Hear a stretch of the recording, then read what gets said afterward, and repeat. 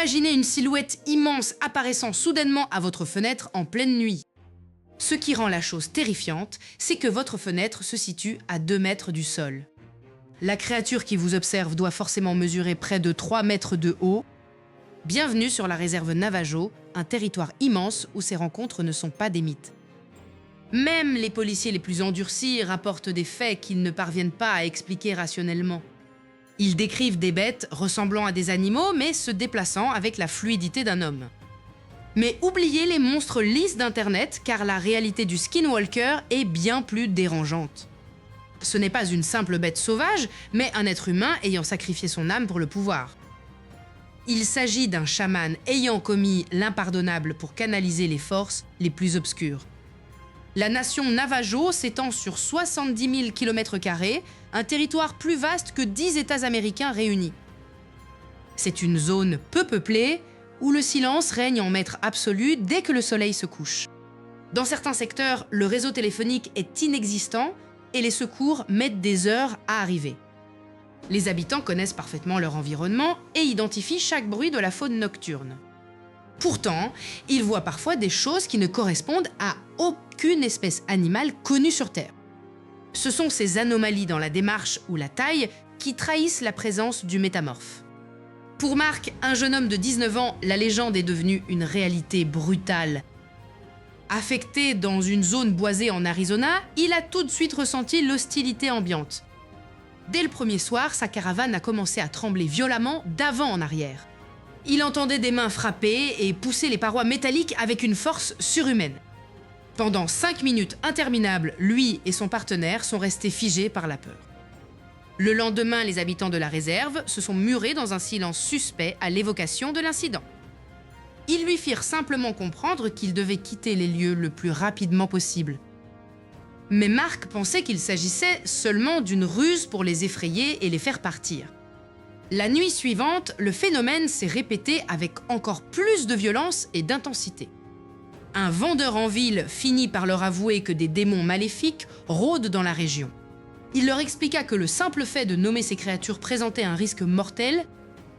Selon lui, les skinwalkers viennent chercher l'âme de ceux qui osent troubler leur territoire. Excédé par ces tremblements incessants, Mark décida d'affronter l'inconnu lors de la nuit suivante. Il marcha vers la porte de la caravane alors que celle-ci bougeait encore. En ouvrant brusquement la porte, il hurla de toutes ses forces pour surprendre ses agresseurs. 3 silhouettes animales s'enfuirent instantanément dans la pénombre des bois. Il était certain d'avoir vu 2 loups et un ours agir de concert. Mais le plus terrifiant fut de voir ces bêtes se redresser et courir sur 2 pattes. Ils disparurent dans l'obscurité en laissant échapper un rire qui n'avait rien d'animal. Tétanisés par cette vision d'horreur, Mark et son partenaire n'attendirent pas l'aube pour agir. Ils demandèrent leur mutation immédiate pour fuir ce territoire maudit à tout prix. Pendant 1 an, Mark vécut loin de la réserve, pensant avoir laissé le cauchemar derrière lui. Mais le destin le ramena aux limites de la nation Navajo pour une mission de récupération. Son nouveau partenaire, Jimmy, ne prenait absolument pas au sérieux les avertissements sur la zone. Il ignorait que dans le silence du désert, les yeux du skinwalker l'observaient déjà avec intensité. Le silence qui suivit l'observation de ces yeux mystérieux devint soudainement insupportable pour Mark et Carl. À l'intérieur de la caravane, le seul bruit audible était le bourdonnement faible d'une vieille lampe à huile. Carl s'approcha de la petite fenêtre poussiéreuse, tentant de percer l'obscurité du désert. Mark vérifia 2 fois le verrou de la porte d'entrée, ses mains tremblant légèrement. Au dehors, le vent de l'Arizona semblait s'être arrêté net, laissant place à un vide oppressant. Soudain, un bruit sourd de grattement résonna contre la paroi métallique extérieure. Les 2 hommes se figèrent, n'osant même plus respirer de peur d'attirer l'attention. Quelque chose de lourd venait de heurter le châssis, faisant vibrer tout le sol sous leurs pieds. Mark attrapa une lampe de poche et la pointa vers l'endroit du choc. Le faisceau lumineux ne révéla rien d'autre que le vieux métal bosselé de leur abri. Puis, un rire étouffé, presque humain mais étrangement déformé, monta du dessous de la caravane. Carl recula brusquement, manquant de tomber sur une pile de caisses de matériel. Il murmura à Mark que ce n'était pas un coyote ou un animal connu de la région. Soudain, une force immense secoua violemment la caravane, jetant Marc contre le mur. Les ustensiles de cuisine tombèrent des étagères dans un vacarme métallique assourdissant. Les deux hommes s'agrippèrent à ce qu'ils pouvaient alors que leur refuge tanguait comme un navire. À l'extérieur, des bruits de pas bipèdes rapides faisaient le tour de la structure en courant. Ce n'était pas le trot d'un quadrupède, mais l'impact lourd de pieds humains sur le sable sec. Marc s'arma d'un vieux couteau de chasse, bien qu'il sache l'arme dérisoire. Un long ongle griffu commença à rayer lentement la vitre de la fenêtre, produisant un son strident. Karl s'effondra sur le sol, se bouchant les oreilles pour ne plus entendre ce supplice. La température à l'intérieur de la caravane sembla chuter brutalement, leur haleine devenant visible. Une odeur de chair en décomposition et de poils mouillés s'infiltra par les bouches d'aération. Soudain, le toit de la caravane plia sous le poids de quelque chose ayant sauté dessus. Marc hurla pour que la chose s'en aille, mais sa voix s'étrangla dans sa gorge. Des coups répétés furent portés contre la porte, menaçant de faire céder les gonds. Un grognement guttural, imitant étrangement la voix de Marc, appela Karl par son nom. Karl balbutia que ce n'était pas possible, que Marc était juste à côté de lui. Marc saisit Karl par le bras et le traîna vers le fond de la caravane. Ils se barricadèrent derrière une fine cloison en bois, sachant qu'elle ne tiendrait pas longtemps. Dehors, les bruits de pas s'arrêtèrent brusquement, laissant place à un silence de mort. Les minutes s'écoulèrent, chaque seconde pesant comme une éternité sur leurs nerfs à vif. Une petite pierre frappa doucement la vitre de la chambre, puis une autre. C'était comme si l'entité jouait avec eux, testant leur résistance mentale.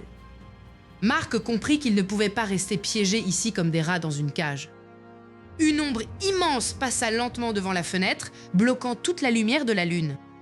Ils entendirent alors le bruit métallique des clés de leur camion qui étaient restées sur la table extérieure. Marc réalisa que la créature voulait les attirer dehors ou les empêcher de fuir définitivement. Soudain, le bruit du moteur de leur propre camion rugit dans la nuit, faisant sursauter les deux hommes. La porte de la caravane fut alors arrachée de ses gonds avec une violence inhumaine. Marc cria à Karl de courir vers la fenêtre de secours sans regarder en arrière. Une main aux doigts trop longs et à la peau parcheminée agrippa le montant de la porte brisée. Ils se jetèrent par l'étroite ouverture de secours, retombant lourdement sur le sable froid. Derrière eux, la silhouette commença à sortir de la caravane en se contorsionnant de manière impossible. Ils se mirent à courir à travers les broussailles, ne sachant même pas vers où ils se dirigeaient. Mais alors qu'ils croyaient s'être éloignés, le bruit du camion commença à se rapprocher dangereusement derrière eux. Karl hurla en voyant que personne n'était assis au volant du véhicule qui les poursuivait. Une ombre courait à côté du camion, gardant le rythme avec une aisance surnaturelle. Ils savaient qu'ils ne pourraient pas tenir longtemps à ce rythme dans cette immensité sauvage. Alors qu'ils atteignaient une crête, ils virent au loin les lumières d'un petit comptoir de commerce, mais la créature venait de leur barrer la route. Marc freina brusquement alors que la silhouette se figeait au milieu du chemin poussiéreux. Karl agrippa violemment le tableau de bord tandis que ses jointures blanchissaient sous l'effort. La créature ne s'enfuit pas, mais se redressa lentement sur ses pattes arrière d'une manière totalement humaine. Sans réfléchir, Marc enclencha la marche arrière et fit hurler le moteur dans le silence de la nuit. Les roues projetèrent des gravillons contre le châssis dans un vacarme métallique assourdissant. Dans le rétroviseur, ils virent l'animal se mettre à courir à une vitesse impossible pour une bête à quatre pattes. Karl hurla à Marc de ne surtout pas s'arrêter, peu importe ce qu'ils entendaient heurter la carrosserie. La bête semblait se moquer d'eux en restant exactement à la même distance, ses yeux jaunes fixés sur eux.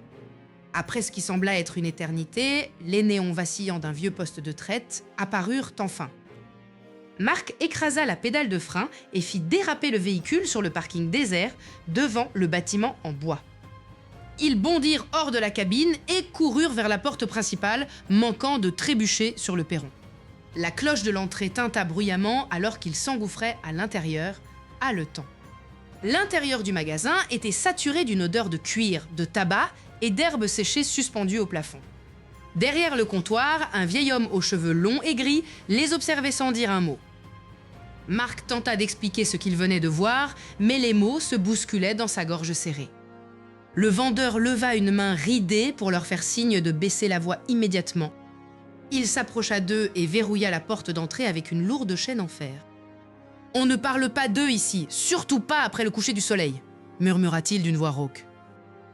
Karl demanda s'il s'agissait d'un animal sauvage enragé, mais le vieil homme secoua la tête avec amertume. Il leur expliqua que les bêtes sauvages n'avaient pas de main pour essayer d'ouvrir les fenêtres des caravanes.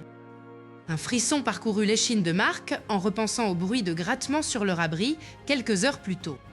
À l'extérieur, un hurlement strident déchira l'air, mais il se termina par un rire humain étouffé. Les trois hommes se figèrent net, le regard tourné vers la fenêtre couverte de barreaux. Le commerçant leur dit que les skinwalkers étaient autrefois des guérisseurs qui avaient choisi le chemin de la haine. Pour obtenir ce pouvoir, ils devaient commettre l'acte le plus horrible possible envers leur propre famille. Karl demanda comment on pouvait se débarrasser d'une telle abomination, mais l'homme baissa les yeux. « On ne s'en débarrasse pas, répondit-il. On espère juste qu'ils se lasseront avant de vous trouver. » Un bruit sourd retentit sur le toit en tôle du bâtiment, faisant sursauter Mark jusqu'au plafond. On aurait dit que quelque chose de très lourd marchait au-dessus d'eux avec une agilité déconcertante. L'homme attrapa un vieux fusil de chasse derrière le comptoir, mais ses mains tremblaient légèrement. Il ordonna aux deux hommes de se cacher dans la chambre froide à l'arrière du magasin. Ils obéirent sans discuter, glissant sur le sol carrelé pour atteindre la porte massive. Le froid intense de la pièce les frappa de plein fouet, mais la peur les gardait brûlants d'adrénaline. À travers la petite vitre de la porte, ils virent le vendeur éteindre toutes les lumières du poste. Le silence qui suivit était si profond qu'ils pouvaient entendre les battements de leur propre cœur. Soudain, un grattement méthodique commença sur le métal de la porte de la chambre froide. Une voix familière, ressemblant étrangement à celle de la mère de Mark, appela son nom depuis l'autre côté. « N'écoute pas, ce n'est pas elle », murmura Karl en lui serrant le bras avec force. La voix changea brusquement de ton pour devenir un grognement guttural qui fit vibrer les parois.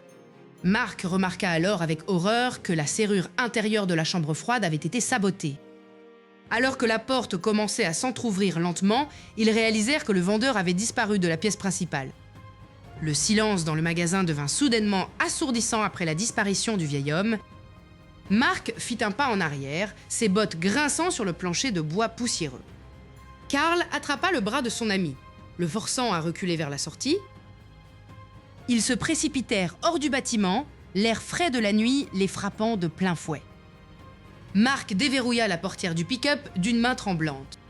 Le moteur vrombit dans le vide avant de finalement s'élancer avec un cri strident. Ils quittèrent le parking en trombe, laissant derrière eux le magasin plongé dans le noir.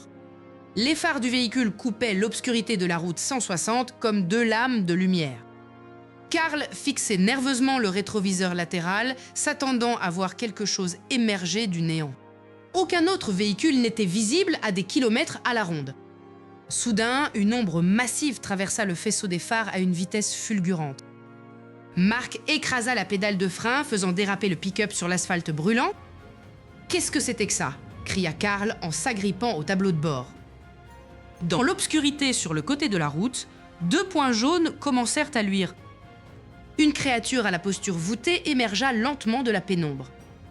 Ses membres étaient anormalement longs, se terminant par des griffes qui raclaient le sol. « Redémarre !» hurla Karl alors que la chose fixait le pare-brise.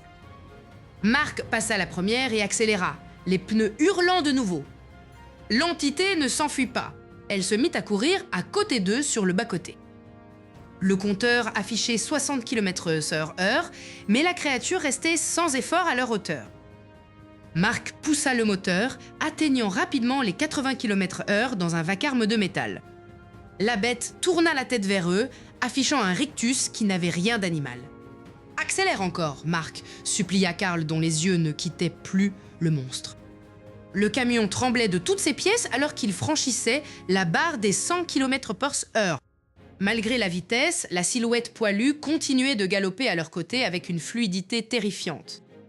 Un choc violent retentit contre la portière du passager, faisant sursauter les deux hommes.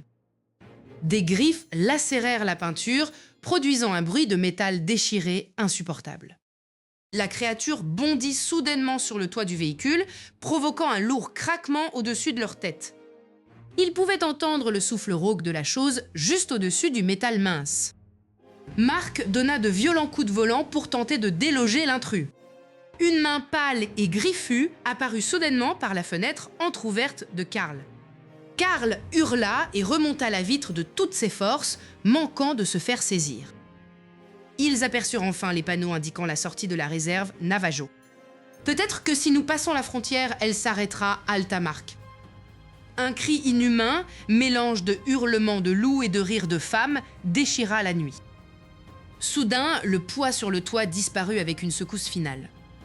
Ils roulèrent encore plusieurs minutes dans un silence de mort, n'osant pas ralentir. Mark finit par se ranger sur le bas-côté une fois les lumières d'une ville lointaine en vue. Ils sortirent prudemment pour inspecter les dégâts sur le véhicule. Sur le toit enfoncé, ils ne trouvèrent pas de traces de pattes, mais des empreintes de mains humaines nues. En regardant vers l'arrière, ils virent une silhouette debout au milieu de la route qu'ils venaient de quitter. Alors qu'elle commençait à marcher vers eux avec une lenteur calculée, Carl remarqua que la silhouette portait la veste du vendeur disparu.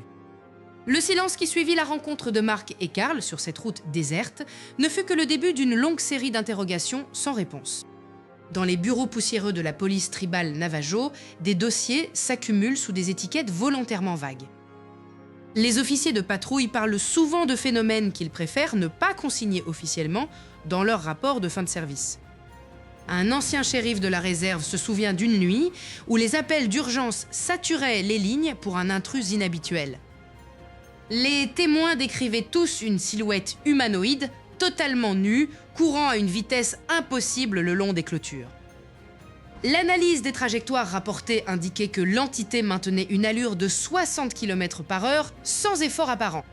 Quand les patrouilles arrivaient sur les lieux, elles ne trouvaient souvent que des empreintes de pas qui se transformaient soudainement en traces de coyotes.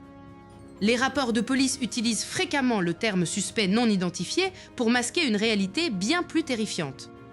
Un officier a témoigné avoir vu une de ces créatures fixer son véhicule avec des yeux qui reflétaient la lumière comme ceux d'un prédateur nocturne. Ces êtres ne semblent pas craindre l'autorité humaine, contournant les véhicules de patrouille avec une agilité déconcertante. La médecine légale est parfois sollicitée pour des cadavres d'animaux retrouvés mutilés de façon chirurgicale dans la zone. Les blessures ne correspondent à aucune mâchoire de loup ou de cougar connue dans la région du Sud-Ouest. Un ancien enquêteur raconte qu'il a cessé de porter son badge après avoir été suivi jusque chez lui par une silhouette sur le toit. Il entendait des griffes racler les tuiles pendant que sa famille dormait paisiblement à l'intérieur. La loi du silence prévaut au sein de la communauté, car parler de ces incidents semble attirer l'attention de l'entité.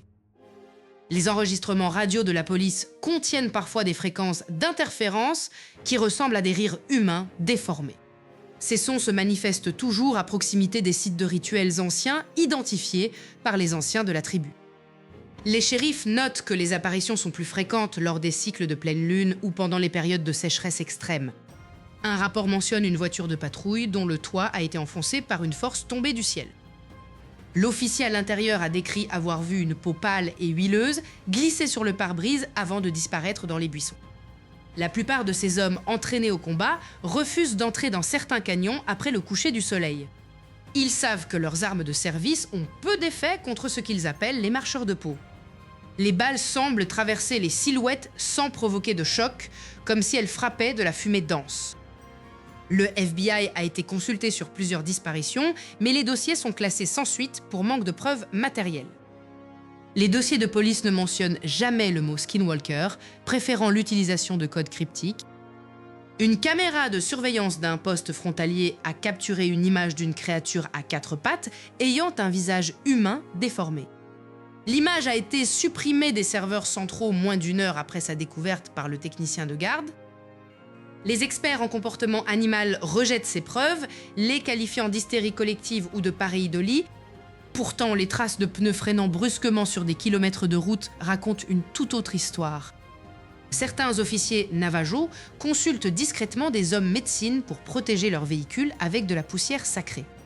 Ils savent que la technologie moderne est impuissante face à une malédiction qui remonte à des siècles. Un témoignage récurrent décrit une odeur de viande putréfiée qui précède l'apparition de la silhouette. Un adjoint a un jour trouvé ses propres vêtements, qu'il avait jetés, soigneusement pliés, sur le siège passager de son unité verrouillée. C'était un message clair, signifiant que l'entité pouvait entrer n'importe où, n'importe quand. Les rapports mentionnent également des imitations de voix humaines appelant à l'aide depuis le fond des ravins obscurs. Les policiers ont appris à ne jamais répondre à ces cris, sachant qu'aucun humain ne pourrait survivre là-bas sans lumière. La nature de ces silhouettes ultra rapides suggère une physiologie qui défie les lois de la biologie terrestre. Certaines victimes rapportent que la créature semblait porter une peau de loup, comme une simple cape, tout en gardant une posture humaine. Cette dualité entre l'homme et la bête est le cœur même du traumatisme qui hante la réserve Navajo. Les archives de la police ne sont que la partie visible d'une horreur bien plus profonde ancrée dans le passé. Car pour comprendre pourquoi ces êtres arpentent les routes aujourd'hui, il faut remonter à l'origine de leur création. Ce n'est pas une simple mutation génétique, mais le résultat d'un choix moral terrifiant. Les anciens murmurent que le Skinwalker était autrefois un protecteur avant que le pouvoir ne corrompe son âme. Un nouveau rapport vient d'être déposé mentionnant une maison dont toutes les fenêtres ont été peintes en noir de l'extérieur pendant la nuit. Et alors que le shérif inspectait la porte, il vit inscrit dans la peinture fraîche un nom que personne n'avait osé prononcer depuis un siècle. Ce nom, inscrit sur la porte, n'est pas un simple mot, mais le titre d'une abomination ancestrale. Pour comprendre la terreur des policiers, il faut remonter aux racines de la sorcellerie Navajo. Le Skinwalker n'est pas né de la nature, mais d'une corruption délibérée de l'esprit humain. Le terme authentique est Yenaldlushi, ce qui signifie littéralement celui qui marche à quatre pattes. Contrairement aux chamans guérisseurs, ces individus choisissent la voie de la main gauche. Devenir un Skinwalker exige de briser les tabous les plus sacrés de la culture Navajo. L'aspirant doit commettre l'acte impardonnable de sacrifier un membre de sa propre famille. Ce crime atroce déchire leurs liens avec l'humanité et leur ouvre les portes d'un pouvoir occulte. Une fois le pacte scellé, le sorcier acquiert la capacité de revêtir la peau d'un animal. Le coyote, le loup et l'ours sont les formes les plus souvent adoptées par ces métamorphes. On raconte qu'ils volent la vitesse et la force des bêtes tout en gardant leur ruse humaine. Les anciens affirment que le sorcier porte la peau comme une seconde identité maudite. Le Yenaldlushi ne se contente pas de chasser pour se nourrir, il cherche à semer le chaos. Sa présence est souvent signalée par une odeur de chair en décomposition dans l'air sec. Les victimes rapportent souvent des bruits de pas sur le toit de leur maison la nuit. Ils utilisent une poussière d'os broyés pour empoisonner leurs cibles par les conduits d'aération. Ce rituel macabre permet au sorcier d'entrer dans l'esprit de sa proie sans être vu. Dans la culture Navajo, parler de ces entités est considéré comme une invitation pour elles. En prononçant le nom, on attire leur attention à travers les vastes plaines désertiques. C'est pourquoi tant de familles restent silencieuses malgré les attaques répétées. Les légendes racontent que ces sorciers se réunissent dans des grottes secrètes pour leur sabbat. Là, ils pratiquent des chants à l'envers pour inverser l'ordre naturel du monde. Le pouvoir du Yenaldlushi est lié à sa capacité à rester anonyme au sein de la communauté. Le jour, il peut être votre voisin, votre ami ou même un membre respecté de la tribu. Mais dès que le soleil descend derrière les mésas, sa vraie nature reprend le dessus. La transformation est décrite comme un processus douloureux et viscéral de déformation osseuse. Pour maintenir leur pouvoir, ils doivent se nourrir de la peur qu'ils inspirent. Ce n'est pas seulement une transformation physique, c'est une dévoration de l'âme. Historiquement, le chamanisme Navajo est basé sur l'équilibre du Ozo ou l'harmonie. Le Skinwalker est la négation absolue de cet équilibre universel. Les récits mentionnent que pour tuer un tel être, il faut connaître son nom humain. Si vous le confrontez avec son identité secrète, il dépérira et mourra dans les 3 jours. Mais s'il vous repère avant, il utilisera tous ses artifices pour vous faire taire à jamais. Les traces de pas qu'il laisse sont souvent hybrides, mêlant l'humain et la bête. Ce sont ces indices matériels qui troublent les shérifs de la réserve depuis des décennies. Le mythe a survécu car il est ancré dans une réalité sociologique très précise. Il représente la peur de la trahison interne au sein d'une communauté soudée.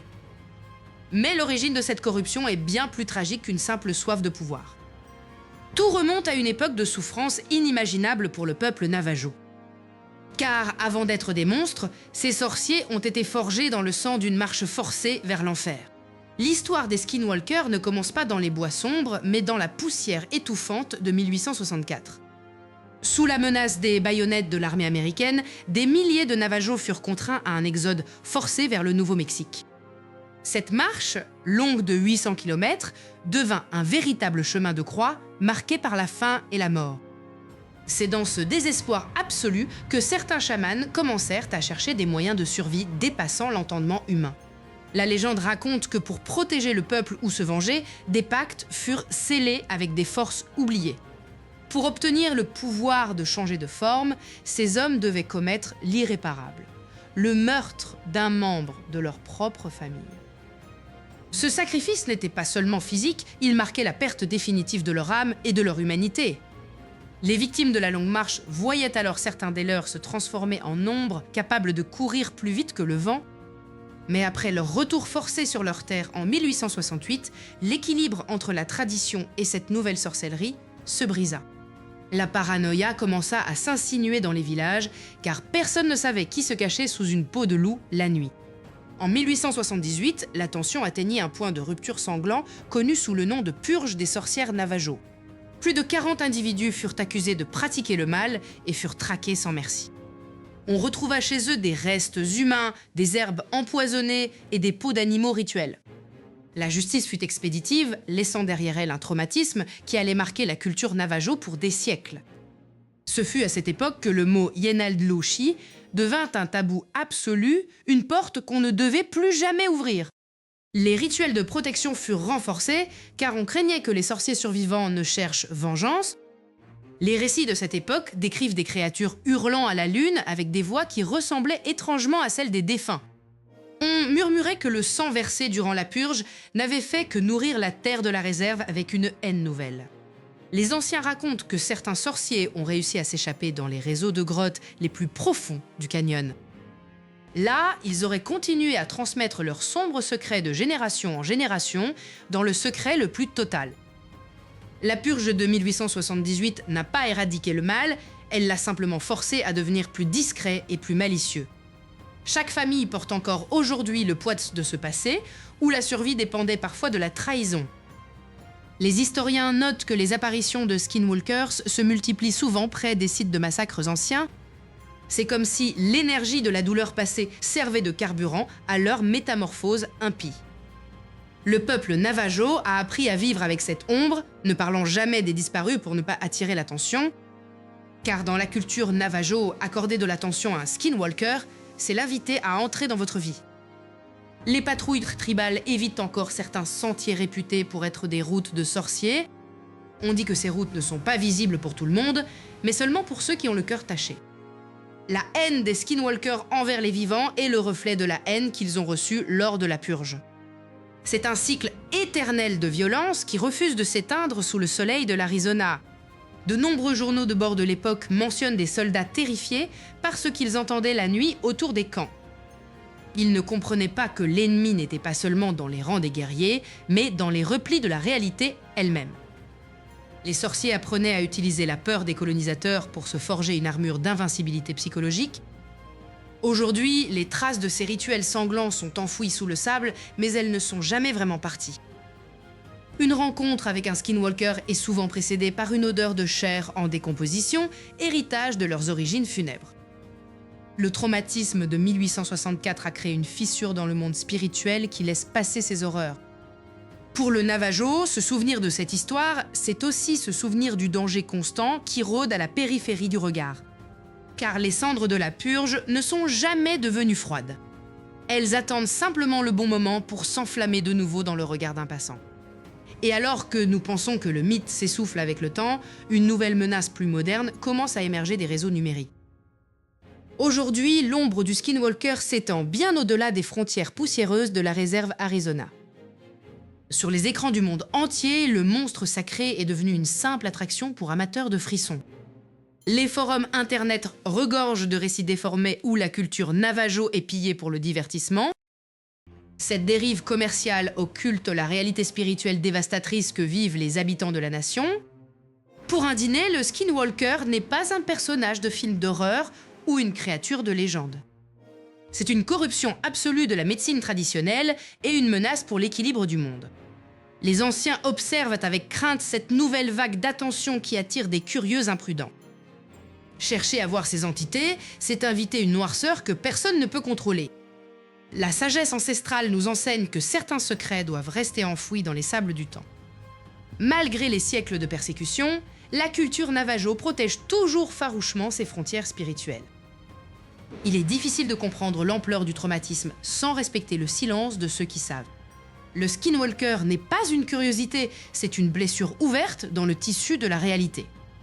Partout où le nom est prononcé trop fort, les oreilles de la bête commencent à se dresser. La protection ne réside pas dans les armes modernes, mais dans le respect des tabous anciens. Nous arrivons au terme de notre voyage dans les méandres de cette terre sacrée. Nous avons exploré les témoignages, les rapports de police et les tragédies de l'histoire. Tout ce qui reste maintenant, c'est la vérité brutale de ce que l'on appelle le mal. Les témoins que nous avons rencontrés ne dormiront plus jamais de la même façon. Leurs vies ont été marquées par une rencontre qui défie toute explication rationnelle. Le Yenaldloshi continuera de rôder tant que l'humanité produira de la haine et de l'envie. Ce documentaire touche à sa fin, mais la légende, elle, ne mourra jamais. Il est temps de rendre à la nation Navajo son droit au silence et à la paix. Car chaque fois que nous braquons nos projecteurs sur eux, nous réveillons ce qui dort. Le respect est la seule barrière qui nous sépare du chaos de l'invisible. Pour conclure, rappelez-vous que la curiosité a un prix dans ces contrées isolées. Si vous traversez la réserve la nuit et que vous voyez quelque chose d'étrange, ne vous arrêtez pas. Ne regardez pas dans le rétroviseur si vous entendez un cri qui ressemble à une voix humaine. Car le skinwalker ne cherche pas votre amitié, il cherche votre peur. Les anciens disent que le simple fait de penser à eux suffit à attirer leur attention. C'est pour cette raison que ce sujet reste l'un des plus grands tabous d'Amérique. Nous espérons que ce voyage vous aura permis de mieux comprendre cette réalité complexe. La vérité se trouve quelque part entre les faits documentés et les murmures du vent. Que l'esprit de la nation Navajo reste protégé et que leurs histoires soient honorées. Il est temps pour nous de refermer ce dossier et de laisser les ombres tranquilles. Car certaines portes, une fois ouvertes, ne peuvent jamais être refermées totalement. Le silence revient maintenant sur la terre des métamorphes. N'oubliez jamais, ce n'est pas parce que vous ne croyez pas en eux qu'ils ne croient pas en vous. Merci d'avoir suivi ce documentaire jusqu'à son terme final. Restez prudents et gardez toujours un œil sur l'horizon. Car le prochain cri que vous entendrez dans la nuit pourrait bien être le vôtre.